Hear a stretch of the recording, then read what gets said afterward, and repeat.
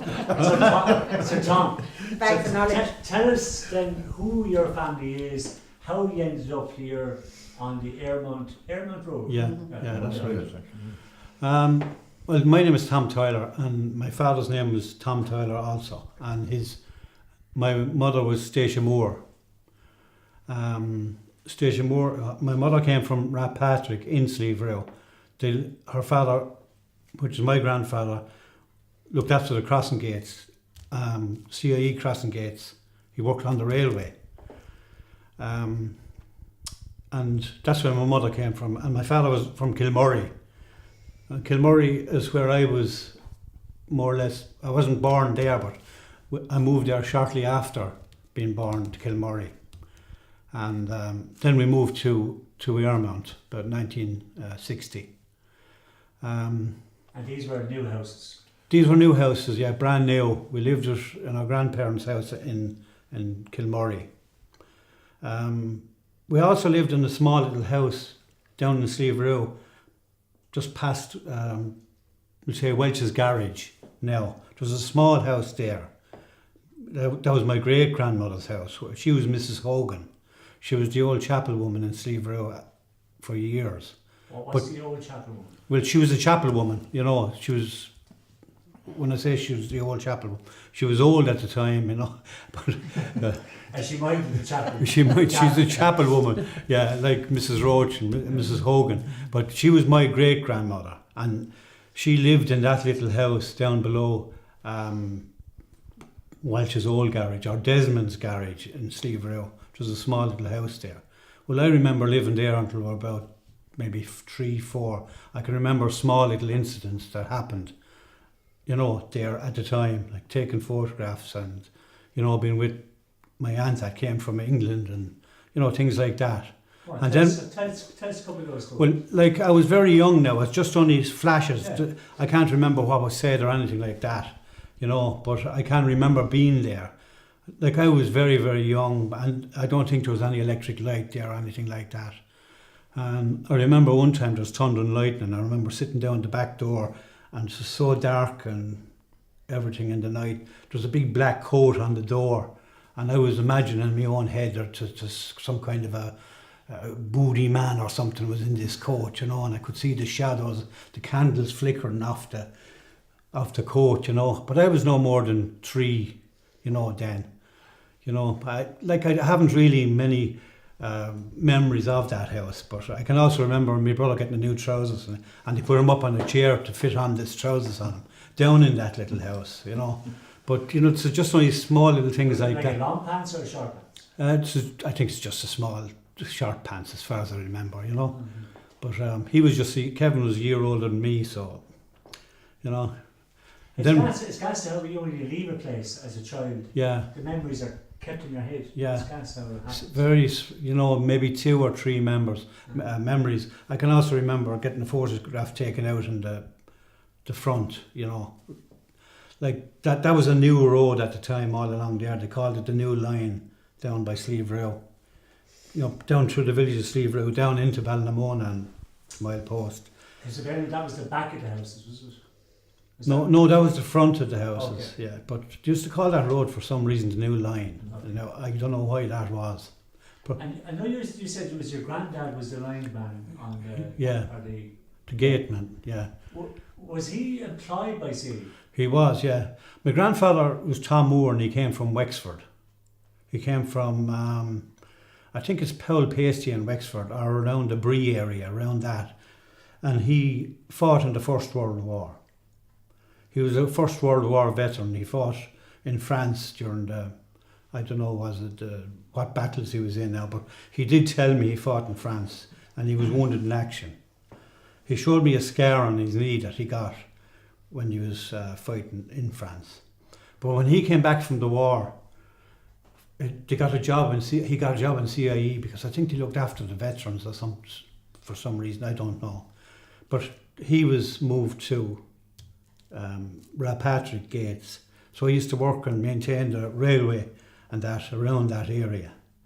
And that's where he worked. And would he have to get up in all hours and open the gates and all that, close the He gates? would, yeah. They'd have to open and close the gates. You know, there was a telephone there. and the telephone would ring. So it was one of these little ring, one of those little telephones. I remember it well. We used to be down there, and when my grandfather wasn't living there at this time now, my aunt was there, and when they wanted to ring the next gate to tell the other person that the train was coming their way, they'd have to ring up ahead to tell them to open the gates. So they'd dial on this little telephone thing, and they pick it up and they say, "Hello, Nan, hello, Tom." Tom Fitz is over in the other one, you see, over the flyer, they used to call him. He was over in the other in Corrimore, and so they used to ring ahead to tell him the train was coming, and vice versa, if it was coming from New Ross. Like Tom would ring Nan and tell her, So that's the way it worked. Yeah. No alteration. Oh, very little, no. Okay, and so Maggie, will you go next? I will. Yeah. Okay. I'm Maggie Cleary, married to Noel Dobbin. I'm living in Monkey now. We lived in Ballinamona we're born in Ballinamona. Every one of us was born just down near between Slieverue and the Mile Post. There were 6 of us in it, the family. My mother came from Munlebrow. She was O'Shea, Mary O'Shea from Munlebrow. My dad came from Wexford. Don't know a lot about my dad's history. My grandfather was Mick O'Shea and my nan was Bridget O'Shea. And we had great times going down there when we lived in Ballinamona. I can remember Dick Ryan doing the threshing down there. And I was very young before we came up. I was only about 4 or 5 when we moved up to Earmont. We were up before you, I think, Tom. Could have been. I wouldn't have known Tom before then, but we're very young. We went to school in Slieverue from Ballinamona, so I had to start school before we came up. We weren't long up in Slieverue. My mum got killed off a motorbike in the Mile Post. I don't know if Tom would remember that, but it was a long, it was 1960. So it was a long, long time ago. I was 6 at the time, so yeah, so we had great time. We've had, it's good. We used to... So just go back, Ballinamona, see I don't know, right? Ballinamona, so when you say Ballinamona, is that just a townland or was it an estate or was it... No, it is just off the beaten track a bit, isn't it, Tom? It's just between... It's in Slieverue village, it's in Slieverue parish. Parish of Slieverue. Yeah. It's just like Narrabeen and Kilmacow, all that sort of thing. Yeah. But it is, I remember the day we actually moved up. Mind you, my brother-in-law just asked me, was it in a tractor? I said, no, it could have been a horse and cart. I can't remember what drove the trailer along. Yeah. What age were you when you moved up here? I'd say I was about 4 or 5, because we were only up about a year. I wasn't sure whether it was 58 or 59 we moved up, but I reckon it could have been 59 maybe. 59, I'd say. And my mother died in 1960, November 1960. And she had a crash? On a scooter, DIP 809, I can remember the number of it.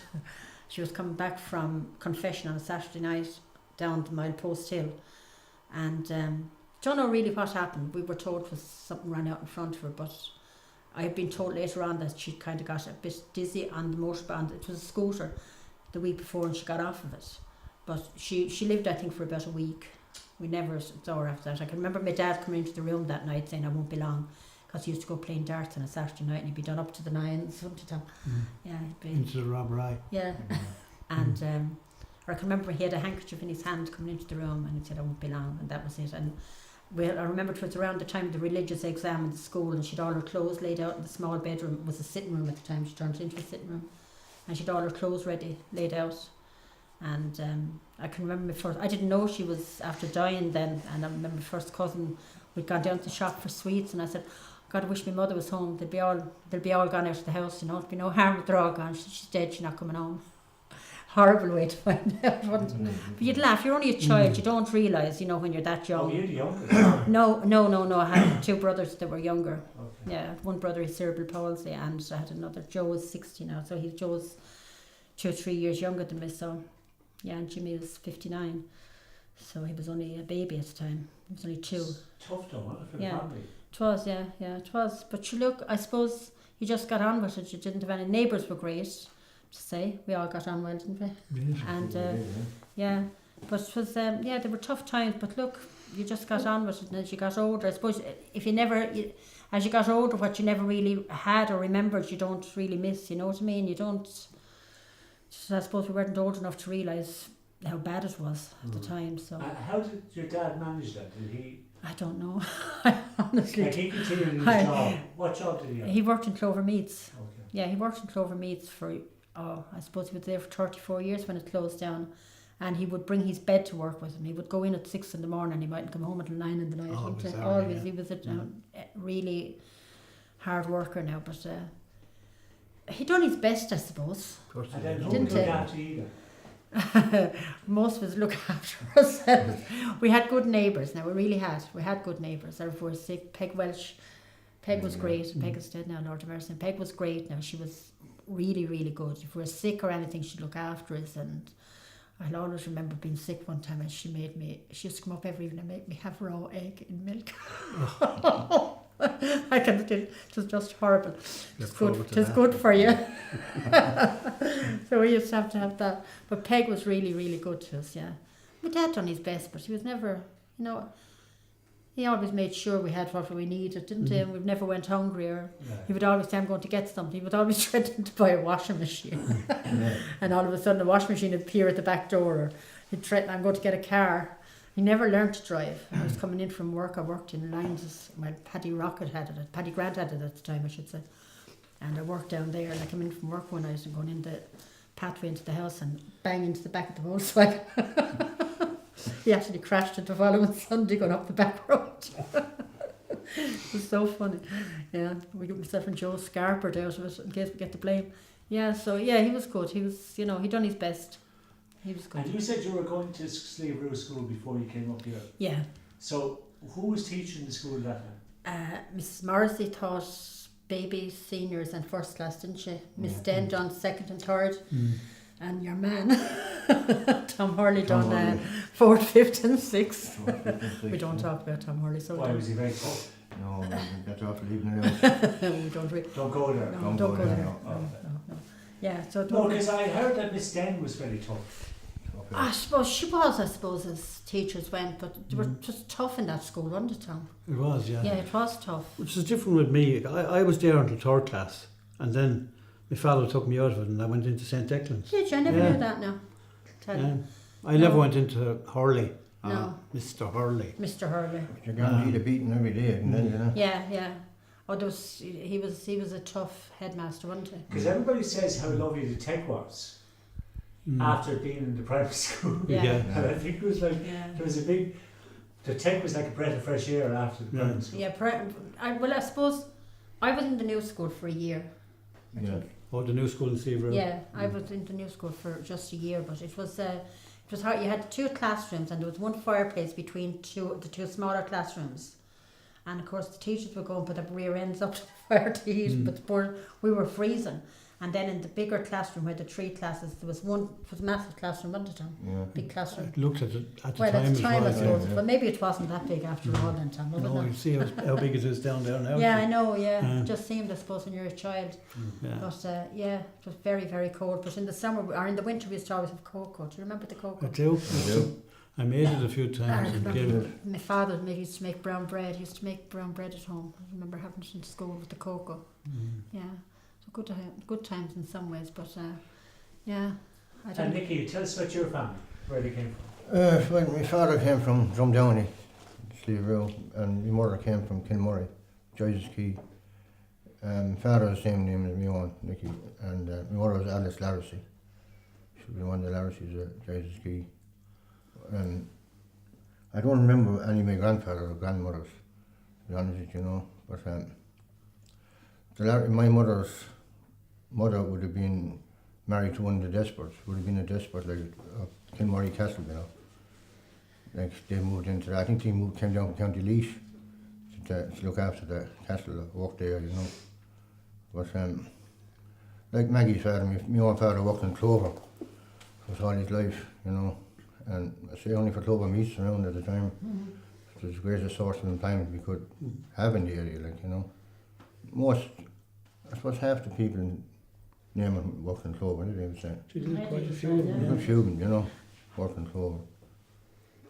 But like I said, growing up, the school was tough, unbelievably tough now. And a lot of stuff happened there shouldn't have happened. But, apart from that, we got on with it. You know, I suppose we're all young when we moved. Like we came up in '59 as well from Kilmurray as well. Like. Yeah, but Nicky, I suppose there's no harm in saying, like, it's, you know, it is a historical thing in the sense that that whole era of corporal punishment was widespread. Oh, widespread, It completely, was yeah. not just in school, it was at home. Oh, as at well. home, it was everywhere, It yeah. was everywhere, like. Well, that was the problem. Like, if you went home and said that you got a beating of the teacher, you'd probably get another one when you went home. Absolutely. Like, get another clatter anyway. Deserved it. Wouldn't you? Never knows, you You must have done. You must have done something wrong, like. Yeah, You know.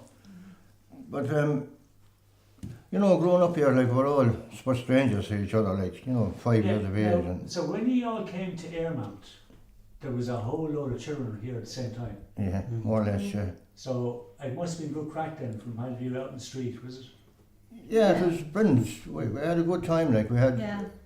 Like the start of the hurling field over there, like was only probably starting then, wasn't it? It was around that time. Yeah. That time, you know.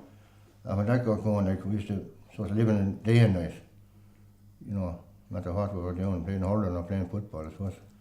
We used to play hurling up till it get that dark, and then we'd play football.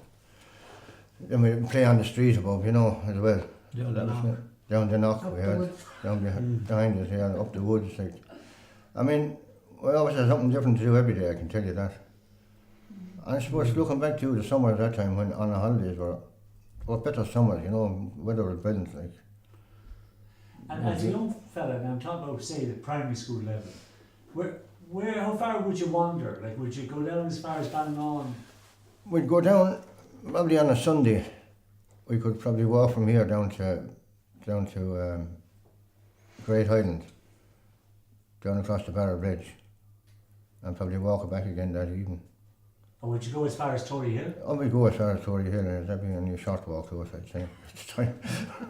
We could be anywhere. We definitely could be anywhere. So it's like all that area. Like, All that area, that yeah. Kind of, we say, you wouldn't go as far as Glenmore, would you?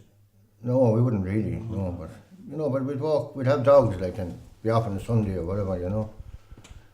Go and We hunt. just go and hunt. Well, you know, we just used to keep walking, I suppose.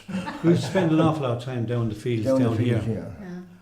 Down the You knock. know, it was a place the where we knock. used to go all the time. Or do you ever remember going with Jackie on a Sunday? Yeah, I No, do. Jackie Yeah, Phelan, yeah. Jackie down Phelan, to yeah. Kilmurray Yeah. Castle, and he'd telling his ghost stories. Yeah. Yeah. Yeah. He was hilarious. But we could spend weeks on end down in that field down the knock. Yeah. Like we come home for dinner and that was it. We'd be gone all summer. You know, we used to sort of amuse ourselves with games and cowboys, Indians, and throwing ferns, yeah. making camps, Building tents, Making camps enemies. out of Making bales enemies. and chastising enemies, and And would the Airmount gang, as you call it, Yeah. would you be separate to the Slieverue gang? yeah. very Oh, much yeah. so. Very much Yeah. so. Okay, so you'd be one crowd against the other crowd. Yeah, the streets, Well, streeters. They didn't call us Tiger Bay for nothing. And that's fact. So you'd be seen as like the rough end of town, would you? Yeah. Very so. Kind of blow, kind of blow. We didn't realise it at the time. I didn't know. I think we were all as rough as one another. But it's funny, you know, because it's a new development, Yeah. Yeah. you'll probably get a name or something. Oh, Yeah. Or it's a whole lot of children at the same time at the same place. Yeah. But it's harmless fun, really. Oh, You it know, was- it's yeah, well, you know, we all ended up friends, and you know, there was no hard feelings over years because no, of there were No, no. Oh, not really, no. No. Took a long time to heal though. Nicky, don't be bitter. That's why I just took that statement fact. heal, but you don't hold grudges. No, I don't know what it was, but I still remember. Come here, can I just ask too about the, because you mentioned about the soccer, right? And like, this is like, you're talking about, this is GA homeland, isn't it, this area, right? Yeah. Like, how was that, what was your opinion on soccer at that time, when you were kids, right? Well, I personally love soccer, you know, and hurling. They were the same to me, soccer and hurling. I never made any distinction. I wanted to play both. But at the time, after 1966, things changed around here. 66 is when England won the World Cup, and it kind of introduced us to a television, opened up a whole new sort of a dimension for us when we see this on television. You know, Bobby Moore and all these fellas, you know, Bobby Charlton. you know, names that you only hear about and maybe read about on the paper. But that kind of, we thought we were Bobby Moore, we thought we were Bobby Charlton, you know, for a while. You know, and that's how it started. You know, we all got to like soccer. And like as time went on then into 1970, when the great Brazilian team won the World Cup, like Rivellino and Pelé and all these fellas, you know, they were kind of household names. And we wanted to kind of get into this soccer. So at the time, you see, hurling, you might have one game a year, and if you're beaten in that match, you had no hurling then for the rest, and you had no games then for the rest of the year. So we started this soccer club at the time, and you're guaranteed maybe 20 games a year, like league games, cup games, and you know, also, FAI Cup, McCalmont Cup. You could have loads of games, and that's all we wanted was games. It's not because we didn't like hurling or we didn't like Gaelic football. We liked them all, but you get more games of soccer if you were playing soccer, and you'd have more games, game time. Yeah. And we just wanted to play.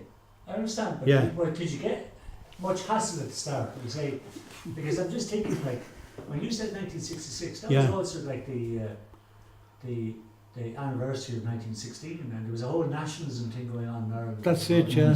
So I'm just wondering, like, I mean, you know, you had Paddy Buggy coming from this area.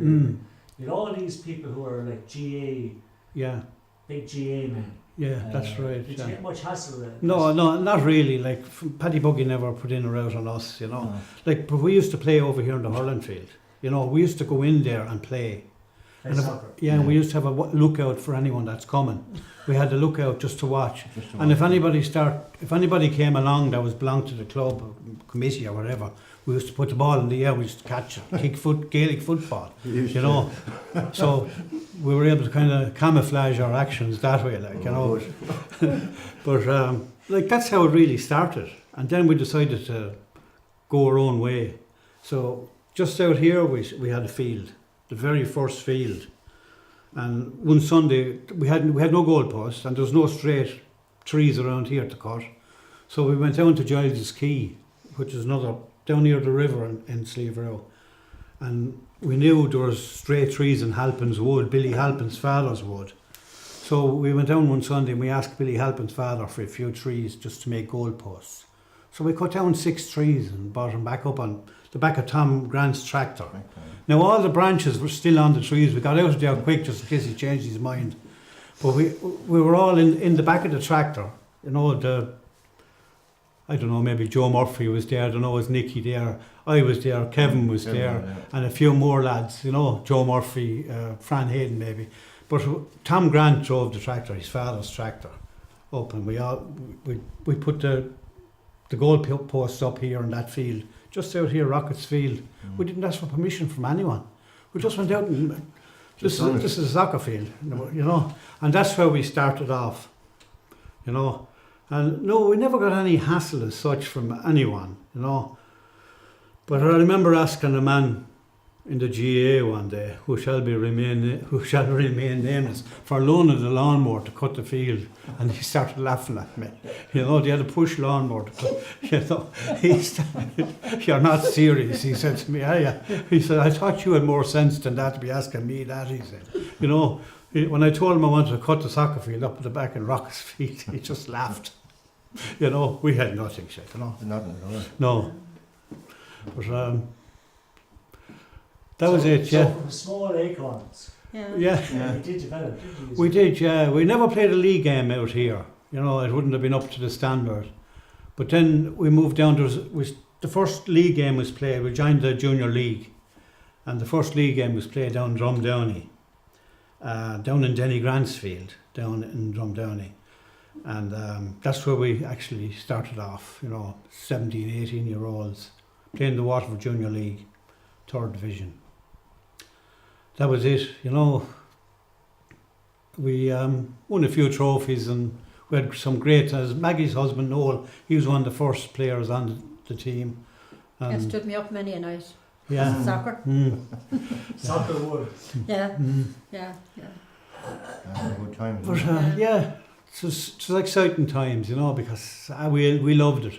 We had no transport, of course, and then we had to get... But was there a sense of you kind of revolting about it? No. You're going against the grain a bit.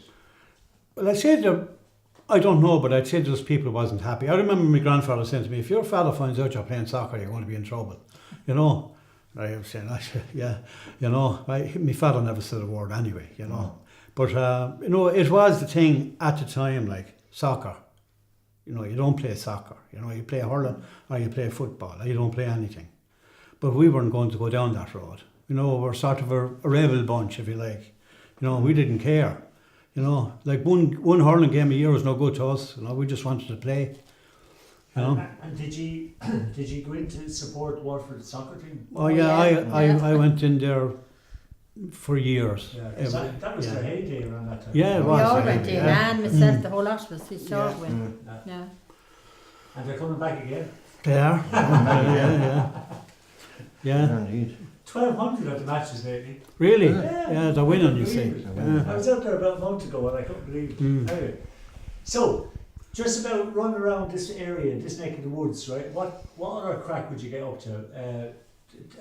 Maggie, tell us something from a We were just talking about the quarry above, it wouldn't be from a girl's point of view, but the quarry, there was a quarry just up at the top of the road, which wasn't even at the top of the road, it was just opposite the houses nearly, weren't it? Just a couple of 100 feet away, and you just go up with your rubbish and you'd stand there and you go, but it stank, but there was a pond there at the end, just to freeze over, we used to be down there in the winter skating on that.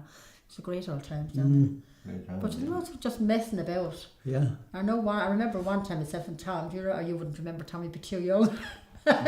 He warned me not to say anything. I told you not to say anything about it. Just think, out playing what children do, but they don't do it nowadays. We'd be out playing hopscotch or sneak out the windows in the night, as we used to do one time. Can't say the few of us. But yeah, we used to have. And where did, I mean, I know you're out in the street and all that, but was there any kind of like was there, like, you know, when you got a bit older, was there like discos and like The hop. the hop? Where was that? There's a few things in the hall, you know, you Yeah. just go on. Yeah. And we used to go down there. Actually, your man, I think it's Mike Kent, used to have a disco. He was sort of the first disco man in Waterford. I think this is Mike Kent, was his name. Yeah. And you know, he had these lights and all these psychedelic lights on the walls, and you know, you think. And God help if you went out with a fella town and went God. home with a fella, I the know. priest to be up after you haunting him. Yeah, that did happen, didn't it? Yeah. Yeah. But yeah, that's where we used to have old hops, if you like, or discos. But And would you travel anywhere for other discos or anything like later, yeah. Oh, just later we would, we travel. Travel as far as Mulnavat. Mulnavat. After the feeds and To Olympia in Waterford. Yeah. New Ross, the Barrowland. Yeah. There'd be buses. that? What was the Barrowland? Is that a venue? Yeah, The dance hall. dance hall, yeah. Dance I went to see Sandy Shaw down there. Oh, Yeah, bare feet and all. One of the biggest around at the time. was it? Yeah. Yeah, would have Yeah. been, yeah. Yeah. Was it bigger than the Olympia?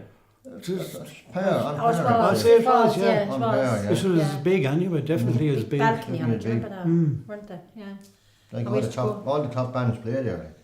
But every year, every summer, they used to have a feast, like Mundavat would have the feast, we had one in Piltown. Yeah. Yeah. Moonkind used to have, Rackhirden did have it, but I finished up at some stage. Yeah. All over, we used Yeah. to travel on the buses and go off to all these dances.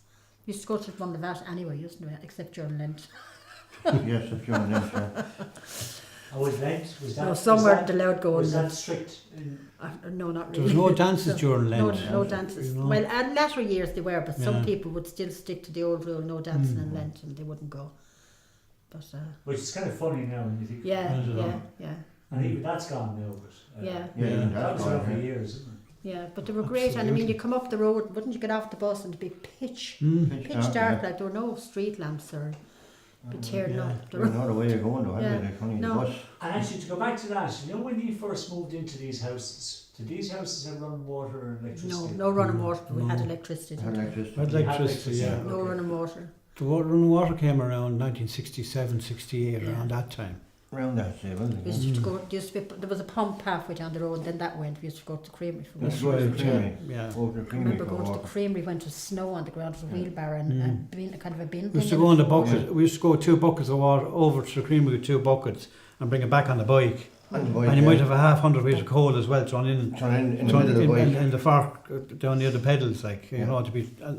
You'd walk home with this water and half 100 of coal. You know, that was Seemed it. a long It way was- away at the time, it didn't was it, the no- creamery? and we got very posh then. My father got a churn, So he didn't have to go every evening. He filled the churn every Saturday and to do it for maybe 3 days or something, you know. Did your father have a car? He had, yeah. One of the few, I suppose, John, was it? that had Yeah, a he car was. at My the father, time? he had a car. Through work, he had a car, Yeah, you know, yeah. because he worked in Southern Refrigeration in the Quay, and he had a car for his job. So, lucky enough, you know. Yeah, but it's interesting. I mean, that's fairly basic stuff. People have to go and get water. Yeah. It's like Yeah. it's it's Yeah. tough going. Like. Yeah, it's just the same for everyone, you know. Same for Everybody everyone. had to do it, and we just got on with it. It wasn't all, Had to be done every God, I evening. wish you hadn't had it? running water. Yeah. Had to be done every evening. Yeah. That was it after Yeah. school. Or go and Okay. get your Yeah. milk. Where did any of you go to the tech then? Yeah. You went to the I tech. saw did I, I only yeah. went for Okay. 2 Yeah. years. Here in Slieverue, yeah. Okay, what was that like then? Absolutely brilliant. What did Probably you like the- about it? The best school I'd say ever. And I don't know, there's a thing about the teachers and the pupils. So up to yourself if you wanted to learn. And if you didn't, like, Yeah, but They the do your headmaster over there was brilliant, Nicky. Hmm? The headmaster there was very a good. headmaster, you know, I mean, everything was, I know it's so different from the national school to be there, like, you know, like you were saying, the freedom, like, and no chatters and all that, but it was definitely up to yourself to do what you had to do, you know. And they come along and tell you, like, this fella's after getting a job as a captain or electrician or, You got you know, everybody whatever. work out with it, didn't it? Yeah. People wouldn't go in middle job with, like, you know, carpentry and all that. And, like, that's kind of gave it an incentive to keep going, you know. I mean, I'd say everyone that went there definitely got a job out of it, didn't they? You know, or apprenticeship Absolutely, or yeah. some kind, you know. I thought it was a brilliant school, like. I remember I went into, Christy Fiore was the headmaster. And I went into Christy one day and told him I had an interview for a job inside, and I served my time with Johnny Keaton's electrical company inside on the quay, and I had an interview with Johnny Keaton. But the marks weren't in from the group cert or the inter-cert at the time when I went into Mr. Fiore. So he said, hang on there a minute now. And he got out his little card, you know. So English and maths and all this was written out on this card. So he said, wait me see now. We'll give you an A here, he said. You know, we'll give you a B here, you know. You're good at carpentry. He said, you're good at metalwork. I'll give you an A there, you know. So he gave me all the results so that I could give it into Johnny Keaton and get the job. You know, because the results weren't back in Slieverue at the time, you know. But Christy looked after me so that I get the job. I got the job, What results you know. did you get? And when I got my results, they weren't half as good as what he was after. So I always said I got better results the first time anyway. But that's true, yeah. Christy was brilliant to get you a job. Ah, yeah. Johnny was the same, painting. He had so many contacts, you know, Yeah. it was unbelievable. And was he one of the Fiore's, the Yeah. architect? Yeah, I mean, Nicky Nicky's Fiore's father. Okay. Yeah, It's interesting. And yeah, I was a yeah. brilliant He was a man. great man for Great the man, people of wasn't he? Slieverue. He was. And Jim Welsh as well. Yeah. Jim, And very... when did he end up out here? Like, was he? Had he been working in another school before he came here, or? I don't know anything Well, about him. I think he was a carpenter by trade. Captain by trade. And I think he just, for some reason, he could have been the instigator of all the tech in Slieverue, as far as I know. Now, I wouldn't know the history there. Yeah, but but they started in Yeah. the hall, They didn't They started did in the start hall, yeah, like in the Doris and 50s. Breda Welch and them would have Yeah. gone to the hall. But they were there, he was there from the World Gold, World Gold, yeah. Christy Fiore, and I think Jim Welch came then as well. Yeah. But And it was very practical. I- Kind of like, he was liberal. For his time, he was way ahead of himself, way ahead of everyone else as regards his thinking and that. You know, He was, yeah. you know, he was very fair, and you know, he was in no way conservative, sort of. You know, he was very open-minded, and he'd encourage you, you know, and put you in your place if he had to as well. Very good, yeah. You know. And what was it like then for the girls then? In the tech? I hated school. In That's where I general, hated- you hated school. Yeah, but it was okay. Yeah, I did like the tech now, but I didn't stay very long. I went to work in Dublin when I was 14. Do you remember that? In You don't Dublin? remember? No, I Yeah. don't remember. I did. I wanted to be a nurse. I Okay. broke my arm when I was 6, and I decided I wanted to be a nurse. And I got a job up in Linden Convalescent Home in Dublin with that I'd get nursing out. But at that time, you didn't need exams like you do, you know, now. So I went up, but I ran home after 3 weeks. Enough. Bought my first pair of bell bottoms up in Slieverue and gave up. Couldn't forget that anyway. Because you got lonely, like, did you? Yeah. No, it was rough up there. It was really tough. You were in a dormitory and there was, it wasn't very nice. There was about, I don't know how many beds, I can't remember how many beds were in, but there were probably about 10, 12 beds in the dormitory. And I remember one particular day I was sick and there was a family from Munlahone, they were cousins. And one of them came in and she thought I was asleep and I saw her nicking something out of someone's locker. So she put it in her own locker and when she went out I knew I'd be blamed, so I took it out of her locker and put it back where she got it, but she knew I'd done it and she bet the daylight out of me when she came back in. So I said that was it, I was going home. And did you ever manage to do nursing? No, I didn't. I worked in Clover Meats. Okay. I worked in the pub and Paddy Grant had Lyons' pub. At the time, Paddy used to be the manager in at the racetrack, wasn't he? At that He was, time, And I worked down there, and then I went to Clover Meats, and then I got married. And kind of, why did you want to get out of school so fast? Don't know. I never liked it. I don't know. Was that because you were told to sit down? No, I just didn't like it. I don't know why. I just probably wasn't very academic, I suppose. Never really liked it. I don't know what it had to do with like not having a mother around to push you on, or you know, my father was out of work. Maybe it could have said something to it. I don't know, but I do know I honestly hated it. But never bothered me. Now my own, I often say to my own lads, like, you know, your education, it is important. If I had my way all over again, I probably would have. Hindsight's a wonderful thing. Yeah, it's different. I mean, for your own children, it's different. But like, you get on with things, and it hasn't done me any harm, I don't think. Yeah. So. And then just before you get to we talk about work and all that, but like we were talking about the hops and stuff like that. Was there anywhere else that boys and girls met or did or whatever? What was the norm? We used to meet in houses. I know that. My cousin's house up here, Phelan's, was a sort of a halfway house.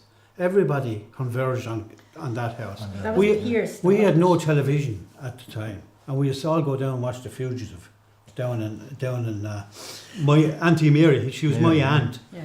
You know, we used to go there, and there could be 20, 30 children in there watching The Virginian or the Fugitive. There was a woman living up beside us, Alice Houston was her name, and she used to get down up to the nights every Sunday night to go down and watch the Reardons because she thought they could see her as well.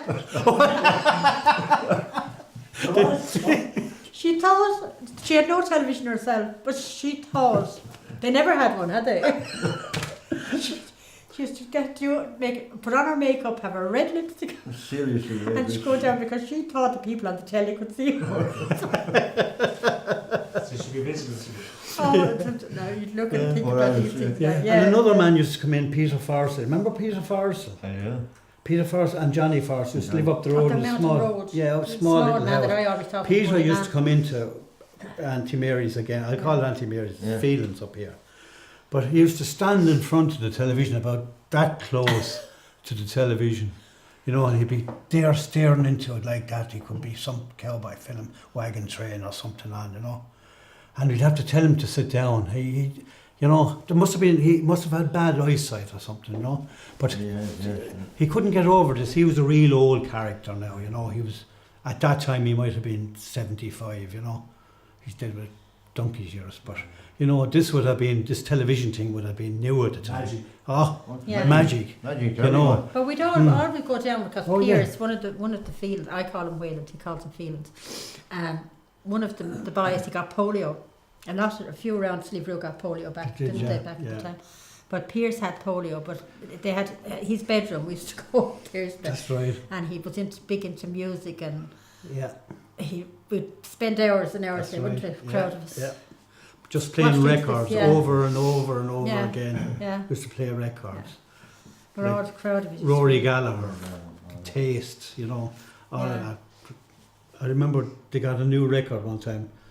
I know that song Dizzy. So well, dizzy. they played it and played it, just the one record over and over. Every one of us knew it. Like by the time we went out, must have played it 20 times, one after the other, because it's brand new. Yeah, and if Pierce was here, I mean, if Pierce, you could write a book on Pierce. He was a character, wasn't he? He was. He was in a wheelchair, Pierce, you know, but he was as tough as nails, you know, and he wanted to be with us all the time. if we go down the knock, he'd want to go with the wheelchair know, down yeah. the knock, you know. He used One to walk time- the wood, used to. Yeah, Yeah, up in the wood, yeah. Camp out for the night. Yeah, he'd camp out. The boys, my brother they brought them all down the fields, down in the knock, we'll call it, right, one night. And they built a tent, built a camp with leaves and ferns and trees and whatever. And Pierce was in it, and my brother and a few more were in it. But about 10 o'clock in the night, they got kind of worried and started getting afraid. They were only young fellas, like. So the boys ran home and left Pierce all night in the Pierce wasn't able to move, like. He wasn't able to get back into his chair. Not to mention coming back up the field. He couldn't do it. You know, he just couldn't do it. And the boys went down from the next morning, and the very minute he came along, Pierce says to him, "Lad, you're some bastards, you are." He couldn't say it like that. No. He was brilliant. He was absolutely brilliant, wasn't he? Oh, God. Yeah, He he was was very- up the wood, we used to call it. And he'd go up there and he'd light a little fire and he'd cook up and he'd sleep up there all night in his own, wouldn't he? Yeah. But he always had a slug on it, too. Oh, yeah. Handgun. And going up the road from school, like, if he was there, we got to know him. We'd get to him first, we'd pull the trigger. But we didn't know he had a double cushion in the wheelchair. He had a second gun underneath, under the cushion. And you'd be going off the life because of next thing, bang in the back of the leg. You get a belt to He always had a cat Oh, gun the slug, yeah. Slug guns. It's like a Dangerous real thing, bloody yeah. dope. Right, You know. right, bang. Much is, yeah. Yeah. Well, he was lethal. He And, used to smile on him. did he then. die young then? Did you? He died about 20 years ago now. He's dead 22. He died in 19. Oh God, now. 95 or He 6. died before my dad. He died November. Was it October, November before my dad? 22 years, I think. He got married and had two Oh, yeah, kids. he has 2 children, yeah. Yeah. Two kids. My oldest boy, the first 6 months of his life, he spent sitting in Pierce's wheelchair going up the mountain road. Really? Yeah, in the mornings. Yeah. He sounds like a good character. I was a he character. he was Unbelievable. brilliant. He was brilliant. Unbelievable. Yeah, Yeah. really was. They left him up a tree another night. No. Yeah, he went to climb the tree, like, and they Yeah. left him up there. I You know, they went off and he came back, like, to I get him think I down. know And, that. He was used, it? he used to have things on his legs. Do you remember those, Tom? Calipers. Calipers on his legs, and I can remember him outside. You know where before all the hedge grew and the wire was just outside. He used to walk up by the wire, and I remember asking him years later, why did he stop there? He said he thought his legs were getting fat. His legs were like that, weren't they? They were really skinny. yeah. Up and down the hall. Yeah. That poor fella. Yeah, he was brilliant, absolutely brilliant. But I suppose he loved the whole idea of being treated normal. Yeah, Oh, yeah, no, but no it was one ever definitely treated Oh, him. he was No. treated He was normal. definitely treated You normal. know, I he can tell you. got belts the same as everyone He else did, across the surely. face. And Yeah, punches and yeah, he'd give as good as he get, you know. Yeah. yeah. He was a great man to cover up. You couldn't get at him. Couldn't You get know, at he'd him, like yeah. an octopus, you know. You'd think he'd have 10 arms and he's trying to cover up, like, you know. But he'd get you back though. Yeah, he would, yeah. I tell you. Yeah, he was But terrific. he'll wait and wait. He'll just get you. That'll be it. And He you expect became him. great friends with Bruce Shields, the Yeah. rock singer, Bruce Shields. What band was he in? Bruce Shields. Skid Row. Yeah, that's right. He became great friends with him. Yeah. Brushies used to play here. He used to play in Tramore and Waterford, a Played up place in like the that. Ardree. Yeah, I'll Yeah. read. the Ardree, my yeah. husband brought him up. My husband brought him up to the Ardree one night, pushed him up the hill. I don't know how he got up there because I'm sure the two of them were well oiled before they Yeah. got near it. They went in to see Christy Moore another night and they weren't left in by the time they got there. Really? Yeah. Oh, it was brilliant. And so when you got to like teenage, you know, all that kind of stuff, where was the pubs for that would leave in young people in? Were they in Slieverue or did you have to go into town? No, I never went to Slieverue. Slieverue. Teenagers, is it? We didn't. Yeah, when Yeah. you say when you were starting to drink, Oh, yeah. Yeah. Slieverue. Yeah, you Slieverue, didn't yeah. have to go into town. No. No, no. No, I very seldom went to town anyway, you know. No, they always gathered down. Yeah, the it line. was always local. Yeah. Yeah. Yes, we had a pool table. Kathleen had the pool table there. Yeah.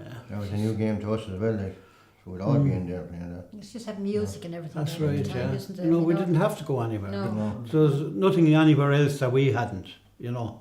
There's music in town, the same bands used to play here. Yeah.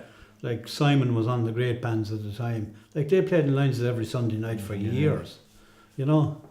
And Rocky Mills, you know, all those people played here. Loudest Whisper, good bands, Good band. you know. See, that was Christy a new Moore. lounge, wasn't it? Yeah. That was a new lounge as well, you see. You know, it was new to Mr. Pussy used to Yeah. come this way.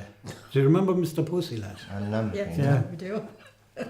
Well, that was, yeah. You see, all top groups down there, like, 'cause it was a new place, a new owner, and, you know. But then you had we just Stapletons, hated it at because the women time. weren't allowed into Stapletons. Well, there's no tiles for me, No see. tiles. Yeah. Was that what the reason was? Yeah. It? Never knew that now. But the older generation kind of went in there, really. Yeah. So the old people went into state, Yeah. and then the younger crowd went into line. We Yeah. went the lines, you know. Yeah. And what about down to the My Post? Was any? No, Well, That was old people's pubs. Right? yeah, seldom Yeah. went Yeah, down old there people, now. yeah. I was never in the pub. Yeah, down there was by Post. rockets and powers down there. Yeah. You definitely wouldn't be allowed into powers anyway. That's certain. We wouldn't last long if we were. You Anyway. wouldn't get into the No, war. you couldn't even curse down there. You know?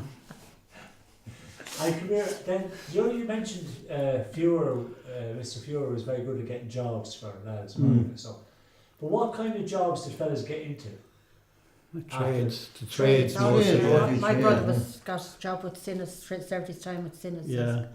As she was talking to him last week, and you'd think he'd be retired, but he's still going up a ladder without anybody holding Is he? him. At his age of 65, yeah. So it's always trades. Very few people went for third level at that stage, you know, because there was no leaving cert in Slieverue Tech. So you do the group cert or the inter cert, you know, and then you move on, you get a job. Yeah. Right. You So know. it's like 4 years, was it? Yeah, it would be, Yeah, yeah, first, before, second, yeah, yeah. yeah. But like, at the time we didn't think past that, like, you know, we thought third level education was for other people, Yeah. you know. Well, I don't, maybe there was free education at the time, I'm not sure, but I think just Charlie Haughey actually brought in the free education, free third level, did he? So if you were going for third level education, you'd have to go into town. Well, that's when the town. You would, yeah. Yeah. I went in Yes, to start the leaving cert in Waterford, in the Tech in Waterford, but I got a job and I left. You know, I didn't do the leaving. But most lads you Yeah. think at that time here yeah. would have just left. Yeah, Went yeah. straight into Anybody the ever know went to apprenticeship or college? something. Went to your apprenticeship, yeah. Went on. Did the No, Welsh's? no. The Welsh's did. Like you just do your group. Yeah. Maybe, yeah. But Dunno. but as you a lot of people also got work in club meets. didn't Yeah, they, this year? yeah, yeah. yeah. That I was a went big to work for employer. the summer, self and a friend, Patsy. And she nearly got me sacked the first day. Anyway, but, yeah, I stayed there. But I had to leave when I got married. I got married when I was 18. And I had to leave. You had to leave club I had to meets? leave Clover Meads. Married women weren't allowed to work then. Okay. Unless you went down to the gut house.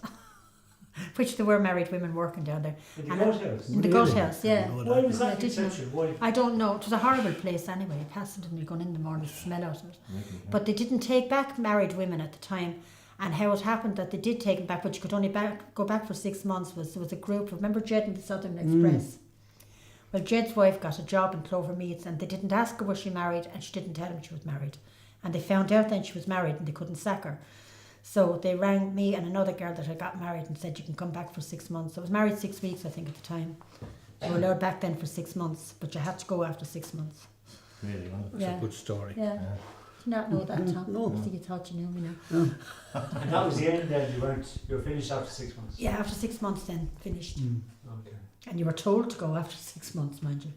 Yeah. But I got the impression around here that it was fairly easy for young people to get a job in the factory. Yeah, it Yeah, was. no An problem. awful lot of people. Oh, they did, didn't they? Oh, geez, Oh, yeah. Yeah. I remember working school holidays, I was only 15. Yeah, Shouldn't have been there at all, really. yeah.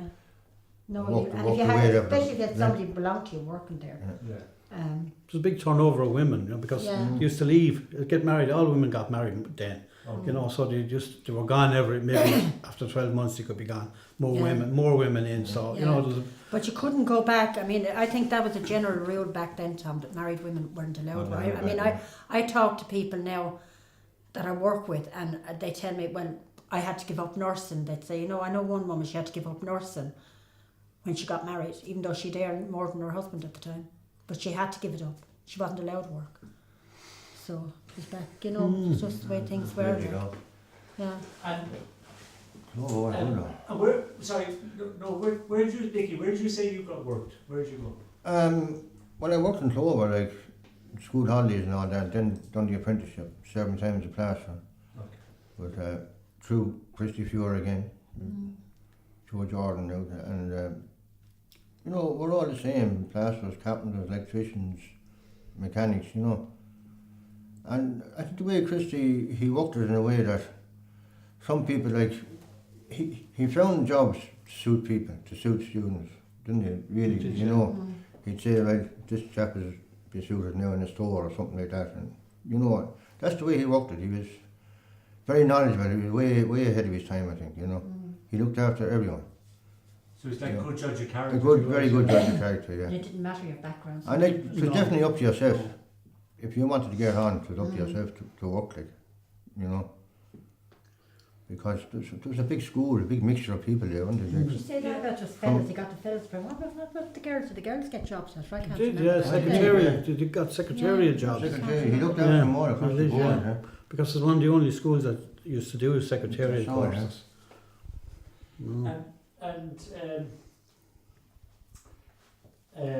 You know, in the tech, was there a difference between, you know, do we say the people from the village, or airmen, whatever, and the people that came from the countryside? Was there a difference? They came from Ferrybank and Waterford, didn't they? No, not really. No, there was no difference. There's no difference. Like, there's, Okay. you know, so they were like one big gang. just people from the town. Together, yeah. Like Christy Fury used to bring out people from the town out here. You know, from John's Park, there's people came, you know, and Ferrybank. A lot of people came from Ferrybank. But I don't know. But there was people from town that came out here every morning with teachers in the teacher's car. Was Slieverue You know, he a looked giant after parish people, at the time? you know. Ferrybank, was it? Slieverue and Oh Ferrybank yeah, was a giant parish yeah, at the that's time. right. Yeah. Well, they came as well as Ballygunners. They did, yeah, the whole Glen- Stu Hogan yeah. used to come in on a bike every morning, like, you know. That's right. And they came from everywhere, like It had a good name because Glenmore and you're sort of guaranteed a job. yeah. That they look for a job for you when you're finished, you know. Yeah. And I think everybody, this is a big attraction then, you know. You know, because every father wanted a son and daughter working, so came from far and wide for Slieverue take. Not just for the brilliant actually. As was, yeah. And Tom, do you know in some of these photographs that you showed me earlier on, there are pictures from people from Slieverue in London. That's right, yeah. Like, was that a tradition here, like for people to head over? Was that, or was this unimplying? Well, that was the 40s. You see, when they went to the 40s and the 50s. So there was, There was very little here then. There was no meats vested, wasn't Yeah, Yeah, maybe, there was, maybe yeah, there there was, were, yeah. but there? Maybe like, it wasn't such a big implier. like my grandfather or my uncle is in that picture there now. I don't think Clover Meats was open when he went first to London, but like they were all Slieverue people in that photograph. You know, people from around the locality, and they used to meet up like over there. Yeah, but all Pierce's sisters went, didn't they? They did. All Yeah. Pierce, the chap that had polio, all his sisters, every one of them went. Yeah, Great. Yeah. And was that because for women? Was that because of this whole restriction of you can't work? I don't really know. I can remember they used to come home. They come home every year, and we go down to the station, cry our eyes out, watching them going off on the train. And even one of the girls now and myself, we were really good friends, and she went. I just don't think she went because she had to go. It wasn't a matter of Probably wanted to go. Patsy Yeah. probably wanted to go, yeah. and Mary, but the rest of them, but some of them have come back, haven't they? So was left over there. Mary and Patsy. Yeah, just That's two all. still there. Yeah. Just the two. The rest of them came. Well, some of them came back. One of them died. Two of them died over there. So, you know, it's just. Just probably to find work as well. Yeah. You know? Find work, I mean, there's No, they could work over there like they couldn't work here. Yeah. You know. And I know one of your ex soccer players is now in London, is he, David Walsh? That's right. Right. Yeah, yeah. So did he? How did he get up to that? Or what happened? How did he do that? David Welsh went to Water Park. He didn't follow the path that we did. He went to Water Park. Well, I think all the Welshes, as far as I know, went to Water Park. And the feelings. That's it. And yeah, and you know, It's kind of and then he went to slow, university and he went to Dublin. Like, because Water Park would be seen as quite, you know, uppity Posh. kind of. yeah. yeah. Yeah. Where was that? We- tradition? But Was they that were where- business people, weren't they? I probably would have thought it was posh, like, because I was Yeah. a De La Salle man, I was a St. Declan's man, you know, and I thought, even though I didn't go to college, you know, I thought Water Park was very sort of uppity, but sure, it wasn't no more. But they than were that. business people, weren't they? And they weren't just, you know. Yeah. His father had his own, and his son still has a say. David Welch's father had his own vegetable family. He used to go around delivering vegetables. Yes. His mother was a nurse. And I think that's probably, Yeah, they could do it, like, they could you afford know, to do it. probably could afford it at the Yeah, time, maybe, simple I as don't know, that. but I mean, our parents couldn't but they afford were it. grown up, they were, you No. know, they went to school the same Well, I as suppose that. that's the thing, the education wasn't free. You know, It wasn't so free, Yeah, no. yeah, yeah. Like, You know, we had no way or means of, you know. Did we stop? Yes, he's for cards for a second. Okay. Just hang on for a second. You bet, what the hell was that?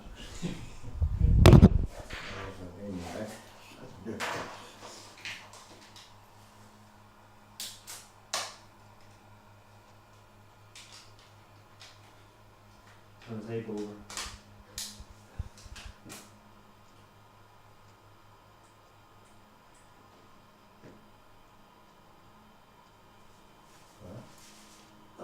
Okay. Yeah, so I won't interrupt. That's It's our great. turn. No, go on. Okay, so just what other lads used to hang around with back then? Any other? You mentioned Pierce. What are characters that you can remember from way back then? Do you remember when Timmy Murphy came to live? Remember Timmy with his Hawaiian shorts when he came to Slieverue? Do you not? Timmy Murphy. Timmy Murphy, Timmy Holden, sorry. Timmy Owen. Oh, Timmy Do you remember we Holden. thought Timmy was the bee's knees when he came here? Oh, yeah, Timmy. Yeah. Oh, maybe you did. Timmy's the Hawaiian shorts, but they weren't really. It all used to kind of just, wasn't that many characters around, were there? Really, There's a few, but I'd be afraid I'm allowed to mention. You'd be shot. But what, let's stay with old people then. What old people do you remember from way back? Now, you mentioned a few now. We say going into the house when you know when the TV was on. Well, I remember old Michael Rocket. The Rockets live up here now, the farmers that live up here. There's Michael Rocket there now. But I can remember his Grandfather. great-grandfather to be old Michael Rocket, who's old Dick Rocket's father. And then old Dick was young Dick's father, right? And Dick is Michael's father. So that's 4 generations. I can remember the old man, old Michael Rocket. He was very, very old at the time. I remember being up in the house. I only remember on one occasion now, but I would have seen him passing in the car, you know, going to mass and so forth. But old Michael Rocket, I remember, and he had a huge funeral then when he died. You know, he would have been well known, you know. But that's... And now there's 5 generations because young Michael has children now, you know. Oh, wait, no, and his daughter has a child now. So that's 6 generations of Rockets that I knew and know, you know. I remember your But- granddad. Do you Oh, remember your yeah. granddad when he was living over with your Auntie Mary? Yeah, I mean, you would have known people in a sense yeah. who could have been around, could have been involved in the First World War. Oh, Oh, yeah, yeah. absolutely. Do you know what I mean? So it's like it's amazing how far, you know, when you talk to your generation, how much connected to you are to another generation. Oh, that's true. Yeah, like. Well, like I knew people that were involved in the First World War, so he would have known people that were even further back than that, you know. You know, back in the 1800s, you know. Kind of post-famine kind of. Yeah, time, you know. yeah, and you know, he was very old when he died. He died around 1961 or 2, you know, and he must have died when he's in his 80s, because rockets tend to live a long, long time. You know, they have a great sort of a Genetic longevity of it. Do you remember Molly Cody? Molly, Molly from Ballymona. Molly, she was midwife. She went around. She delivered all of us, but we often laugh about it now because her nephew is married to my sister now. And he used to often say, "I used to change your nappies when you were small." You know, so yeah, Molly was she would just go around delivering the babies. I remember Molly, yeah. She was Molly she was Molly an auntie. Cody. Oh, yeah. She would be in Havern. was a Because great we have Sinn Féin woman, wasn't she? Yeah, she would have been a Molly Yeah. Habler, and my niece's little one is called Molly Habler now, so it's gone. That's right, Yeah, Molly. Yeah, that's yeah. right, yeah. Sarah's Yeah. Molly, yeah. She used to sleep with a revolver and rosary beads under the pillow. And that's a fact, I've seen it. I've seen it. Revolver, a load of revolver, and the rosary beads under the pillow. And done that up to before she got very bad. My God. Yeah. I could understand the pistol, but what was the rosary? I don't really know. I don't really know what that was. Probably thought whoever came into the room was going to be shot. Say a prayer Say after a prayer after she shot him. And you were, and just for a few minutes, just let's talk a little bit about politics, because I just think that my knowledge of this area was Sinn Féin Mm-hmm. and the Workers' Party. Yeah, They were very active out in this area, weren't they? very active, yeah. So where did that come from? Where did it all come out? Here we go. Over to Nicky. That's your part, Nicky. Yeah, I suppose I was involved in it from an early stage. I was first, I think I was first chairman. I was Sinn Féin, the Workers' Party, I suppose. Well, how it all started off as a chap with the name of Sean Welch. He married my sister, Nellie. And I suppose at the time, I suppose we were all young, you know, at that age, 16, 17, we were kind of a little bit of revolution, I suppose. So we kind of picked from there. And like, he was an honest man. We had a great coming here. And he was good. He actually also started the cycling club as well, like, and the athletic club, yeah. Which was all part, it got everyone together, like, as well. Yeah, so a community activist. Yeah, community active, and he was. Like, we worked hard before he got elected. Like, we went around to people who were looking for houses and got names, and He became a councillor. he became a councillor, and like, he'd write letters to the paper, all that kind of stuff, and you know, demanding of councils and this. So he went to the elections in '74, I think, 72 or whatever, 70. But he got elected anyway on the second term, and had been elected councillor every year after that. Like, until he resigned, you know.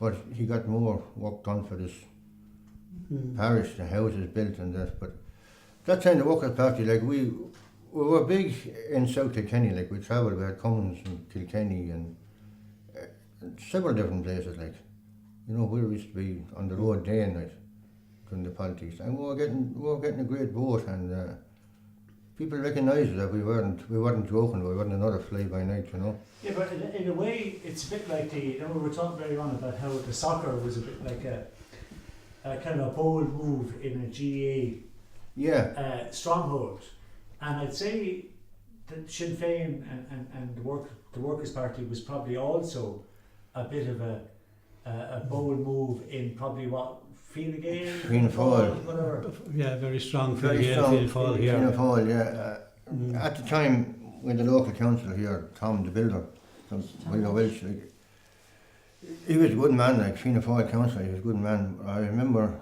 one of the elections when he lost his seat and we won the seat. And Jesus, you could feel the tension there, but it actually was one of his own party, like, got the last seat, as we say, you know. But the two of them, he was a good man, like, you know, to see him losing his seat. But yes, we were different than the rest, and you kind of looked down on it, and they were, you know, we were this and that. And I remember Jim Gibbons coming down one time. He was Minister for Agriculture at the time of the EIGSE, like, for one. Justice, maybe. Yeah, Justice. Well, they actually brought him down from Dublin to combat us, to make a big speech outside the church gate on Sunday morning. I never forget. They actually brought him down. I never forget. I never see so many cop cars. I was there that morning. Yeah. I was with the Workers' Party at the time. We had a caravan there, right in the village, and we're all in this caravan. And Jim Gibbons was making a speech outside, and another guy by the name of Smithix. Yeah. And we were all listening to this going on inside, you know, like little mice, about 6 or 8 of us. But I think it's Gibbons said, and this here, he said, pointing at the caravan, a satellite of the Soviet Union, he said. That's exactly, I was going to say that. That's exactly what he said, yeah. But they were that worried. We were delighted, Joe. How we had? But they were that worried about us. Young that communists. they had to bring him down, you know. Smithix was Kilkenny man, he was the TD there, like. But they had to bring down the big boys to try and stop it. Counteract. You know? Yeah, well, we had a great referendum here on the EC and that, you know. We went on fish-ins to Lismore, private river, along by the, you know, you couldn't, nobody could fish there, like you couldn't go and fish, or I couldn't go and fish. You had to get permission from whoever the Lord or. Yeah. But we used to go out there and fish. I remember going out there on 2 occasions now, just fishing, you know, just trespass, like. To break the law. Break the law, you know. And we should go up to the Toy Estate then as well, above the estate, the same thing. Up and fish in there, walk down the banks, you know. just to break the law. Like. What did Sean Welch do for a living? What was his job? He was a carpenter. He only died last year. He only died last year, actually, yeah. But, you know, that sort of thing appealed to us at the time too. Absolutely. You know, it I was, suppose it's coming out the back of the 60s and all that. Yeah, it's a kind of a more of a social outlook on things, Yeah. helping people rather, Helping you know. But like we built This our is own good. advice centre off, or one had done it up the road, like. And it didn't matter who came in, if you what colour you were, you know, if you're fine girls, you know, forward labour. Like he'd deal with your case and that was it. There was no ifs or buts about it. You know, he had no qualms that way, like, you know. Sean was looking for fellas to march in Kilkenny one time. There was some kind of an old commemoration going on, so he was looking for fellas to march. So I was at the bin in the FCA, and Leo Welsh, Kevin, Christy O'Brien, Michael Ryan, a few more lads were also in the FCA, and we said we'd march, you know. So Sean used to bring us down in Paddy Forsyth's field down in Kilmurray and drill us, you know, left, right, you know. But we went up to Kilkenny and marched then with the blackberries on us. Like we're you know, you think looking at us, we're all signed up by our men, like, you know, with the blackberries and black polo necks, you know. And but sure, we're no more IRA than anyone, than any other person around, you know. But we just went along and with it, like, you know, it's great fun, you know. And they were taking photographs. Special branch, everyone's taking photographs, like. Well, I suppose for a while, the Workers' Party, that Sinn Féin was also fairly militant. I do a militant, yeah. Very militant, yeah. Yeah. So, I mean, that was before things. Well, I mean, the provisions kind of took over. But Yeah. in the early days, was kind of half. And That half. would have been. They would have been the official Yes. sort of Sinn Féin. Official It IRA, probably- official Sinn Féin, Yeah, it probably wouldn't even have been the Workers' Party at that time. Yeah, You know, it became the Workers' official Sinn Féin. You Sinn know. Féin, yeah, official No. Sinn Féin, actually, yeah, would have been. Yeah. We were too much cowards to be IRA. But the bee halls as well. Where That's were right. Yeah, Kilmacow. Yeah. Yeah. Okay, because they're Yeah. the provisions. right? They're original, yeah, Richard Yeah. Beehall, yeah. Richard B. But Sean and Richard were all the one at one stage. Yes, You know, yeah, that's yeah. just- Split. yeah, The split, yeah. split in 69. He's Yeah, still it's alive. interesting. But they still remain friends today, because I know Richard Beehall, he's living in Kerry now. He was at Sean's wake, we say, there last year, you know.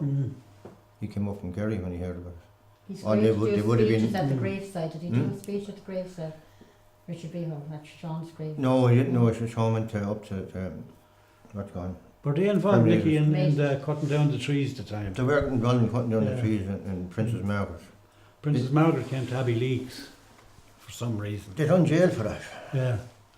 But they're going along some country road and there's a tree cut down in front of them on the way. So the whole onto blockade. the blockade, they had to turn around, and when they turned around to go back, there was another tree cut behind them. No, so the Panic station. panic station, yes. The boys ended up in Limerick jail. I remember I was down with Nelly that night. I was only about 10. And we couldn't understand what cars up and down the road. So, 2, 3 or 4 o'clock in the morning. So they're waiting for the boys to come back. Very much they came back, they arrested. Or down Donovan's. Down Donovan's, house, just down the road there. I never forget her that night. They knew like who it was. They were waiting. Young revolutionaries. Yeah, but they got, well, I suppose they done more than that, but Yeah. they were only released when they brought back the remains of casement, wasn't it? Well, that's right, Yeah, just when he released her jail that time. That was Roger Casement came Roger back from Casement. I remember England to be seeing buried. the heading on the Evening Press. 1966, was it? 60, Evening Press, I see the headlines on it. Or 9 of them or something, released. Because they brought back Roger Casement's remains. Oh, they were tough men, they were tough times, Well, it was kind of, in a sense, probably a bit of an education for you all as well. Absolutely brilliant. To see what When was you'd be going young, on. impressionable, No. you'd love it, like, it's just, Well, we did work hard at it, I can tell you that we travelled the length and breadth of Kilkenny. Night and day to do what we had to do, like, going door to door canvassing, like, I mean, we left here to go to Dublin, to canvass in Dublin for candidates up there and stayed overnight and all that crap, You go into somebody's house in the States and they just give you a little map, a red line, Like you stop there and don't go any further, me correct you, that kind of thing, you know. But that all stemmed from here, like, you know. Like you're coming in Thomastown and, you know, Regan Manor, all Kilkenny City. Like we canvassed Kilkenny, got people elected up there as well, like onto the council and that thing, you know, and onto the city council. You know, And come here, do you know when it was, like, I know we're talking about, we say Irish politics, but say, do you remember the time Kennedy came? And all that, and the fact that he got shot and all that, how did that affect you growing up? It was tough at the time there, you know. We didn't know the politics of it. I didn't know the politics, Kennedy's politics or what he stood for at the time. That was 63, I was 11, you know, so I was going to school down here at the time, just down the road. And he was after being in Ireland, you see, a few months earlier. He died in November, I think, and he was over here in the summer. And you know, everybody, it was kind of like the Pope coming to Ireland that time, you know, and see Kennedy coming. You know, it was everybody was sort of glued to the television to see this going on, and he was sort of one of us, you know. Whether he was or not now, I don't know, but you know, and then like it was like killing one of our own when he was killed. You know, it was everybody kind of felt bad, you know, that he was a great man like him was after being shot, you know. But yeah, it did affect everyone, I'd say. You know, everyone knew where they were that night. Yeah, I remember well where I was, when I found out. You're talking about your Aunt Mary there. We used to go down to play the cards and all that in the house. I remember going in the back door and everyone kneeled down saying the rosary. I was saying to someone, could be you, what's wrong, what's going on? Shut up, President Kennedy's that's been shot. You know, I knew exactly, that memory will always be there with me. Everyone saying, Mary had everyone saying the rosary, this is this. So That was your first reaction. First reaction, yeah. Oh, that had a big effect on us, hasn't it? Really? Oh yeah. Definitely a big thing. A milestone in our young lives. I suppose so, yeah. Well, any other milestones in your young lives that You hear about those? Like buying a flash anyway, didn't it? It did, it went in a flash. Oh God. 40 years gone, I didn't hear it again. Yeah, and I suppose, I mean, it sounds to us on the outside like it was actually quite a nice place to live, like growing up there. Yeah, it was. It was a sense of community though. Yeah. And even the thing that you were saying that you didn't have to go into town because, let's say you were going for a pint or something, you didn't have to get out of the place. So there was a sense of like... Yeah, like there's a group of friends, you know, the soccer club, everything, and the GAA club. You know, everything kind of sort of revolved. It's the same people played in both, you know. You played hurling of a Saturday. I remember going to North Kilkenny to play a soccer match for Slieverue. And we had a hurling match, we had a Gaelic football match in Nolan Park the same day, a county final. So we played up in Ballingarry, I think it was, up in North Kilkenny in the morning. And after the match we kind of got back down to Kilkenny and ran to Nolan Park from where the bus stopped to Tog out to play a county final. We're beaten in that too. But you know, that's the way it was. The same crowd of people that played soccer as played the Gaelic football.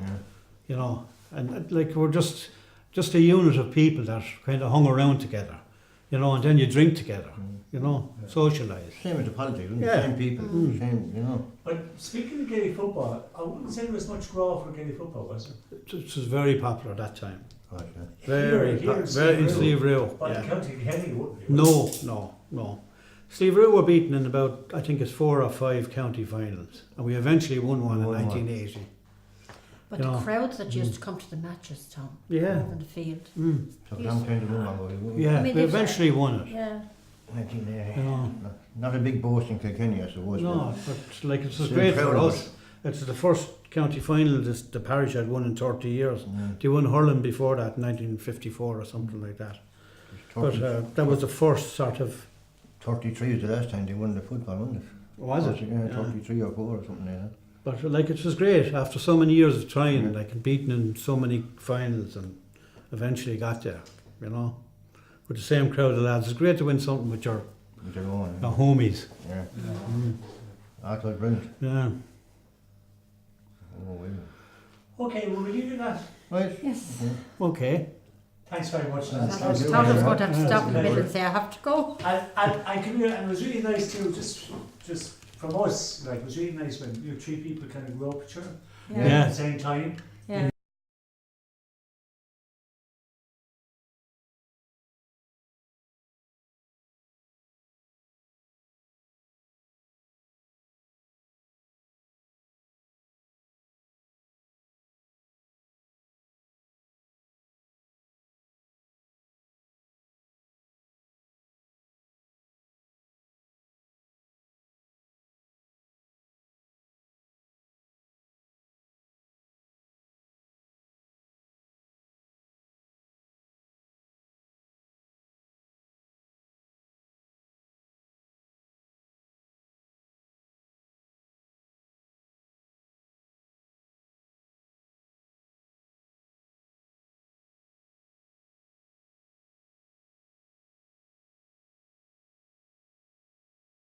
Yeah. You know, I I'm remember sure you playing a soccer match one Get night. your It was homework, on get Tin your- Lizzie was on in Tremor. Went to see Yes. Tin Lizzie in Tremor that night. The soccer match first. And everyone looked after everyone, like, didn't they? You know, where's such a person, where's this, and, you know, the buses or whatever Yeah. you You know. wouldn't be left behind. I wouldn't be left behind, no. Good times. Well, they were good times. Good times. Pity it went so fast. Stop now. We'll be back. Come on, the village. This is from the arcade in Waterford. It's dated 1964, and this is Mrs. T. Tyler, which is my mother, and she bought a pram for the amount of £11.53, and she paid it off weekly at £1 a go, all down through she had it paid off 28 of the 1164, so she had it took 3 months to pay it off. Yeah. Not 2 months. It took her 2 months to pay it off. That's the way they bought things in those days. So, you know, it's a sort of hire purchase, they call it. But rather than pay out the £11 all in one go, which they wouldn't have had, seeing that there was 9 of us in it. But, yeah, it's a sort of a historic document. Arcade, Bridge Street. These are the pictures that you referred to. Oh, yeah. Well, this picture, well, the three of them are the same people are in all of them, but there's like that. This picture was taken at the back of the Cricklewood Hotel in London, and they're all Slieverue people. This man here was from Kilmurray. His name is Sonny Halloran, and this man here is Bill Kerwin, who died in the last 5 years. He's Alice Purcell's brother, that you were with her this morning up here, just up the road. And that's Paddy Hagan, Kilmurray man, and that's Tommy Kelly, a Ballinamona man, and this man is Pat Tyler, my uncle, my father's brother, and I'm not sure about this man. I don't know who he is, so maybe he was from some other area, but obviously enjoying a few bottles of something or other, but I think they used to meet there fairly regularly of a Sunday morning, and catch up on old times, I suppose, no doubt. All right. Are these same people the same? And yeah, they're the same people again: Pat Tyler, Paddy Hagan, and Tommy Kelly. They're all dead now, of course, but you know, that's probably back in either the mid 50s or late 40s or something. But yeah, that's Michael Connolly there. He's not in the other ones. Michael Connolly is from the Milepost, great friend of our family, and the same Michael Connolly can be seen in this photograph here, helping my father in 1968 build the back kitchen up in 10 Airmount, Slieverue. That's Michael on the cement mixer there, and that's my father on the trowel doing a bit of plastering on the kitchen table.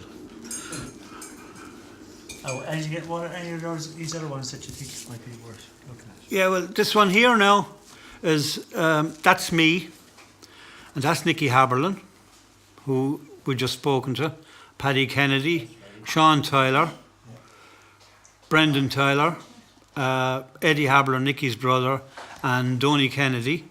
That was taken up in our house. We were a neighbour of Nicky's for still are. But you know, forever. We grew up next houses adjoining each other there, and we used to take photographs regularly.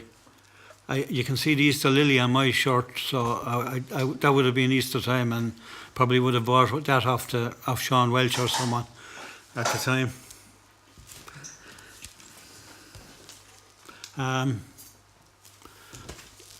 This one here is a postcard, St Mary's Cathedral, Kilkenny, dated 1964.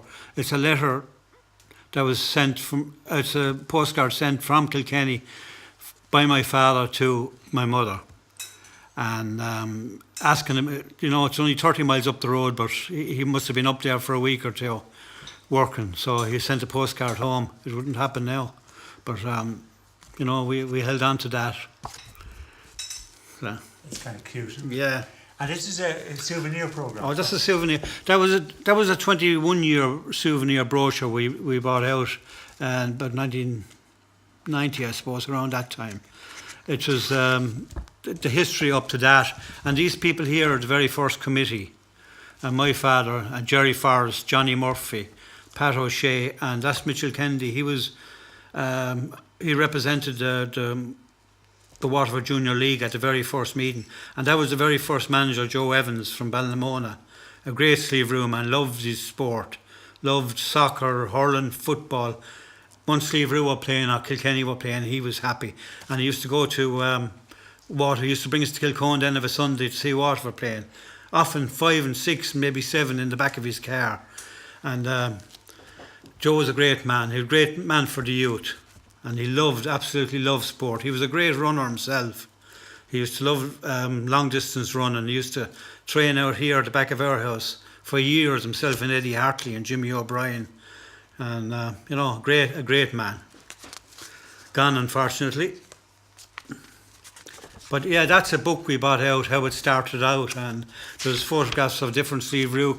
That was the committee at the time, 1991. I'm on it there, and there's a few other guys, Jack Tyler, Ollie Griffin, Michael MacDonald, Noel Hart, Dixie Connell, Ned Phelan, Ned Manning, Peter Phelan and Ray Murphy. You know, all Slieverue lads that, you know, loved the old game. And Tom, this is a very cute picture of you, is it? That's a very cute picture of me and my brother Kevin taken down in the old National School. In Slieverue. Here. Yeah, that's me there. Butter wouldn't melt in my mouth, as you can see. Kevin is an awful bloody rascal, though. But yeah, that was taken. There was a black sheet put up and the photograph taken. God knows how much it cost my mother. And who are these two men? That's an interesting one now. Fairly unique one, as Nicky would say there. That's Nicky's father, and that's my father. Talking outside Nicky's home place, number 11 Airmount, and that was our house there, number 10 Airmount. And my father and Nicky used to have the old chat and talk about things, I suppose, God knows what, hurling and whatever. Okay. Well, that's great, lads. Thanks very much. Will we leave it at that? Okay.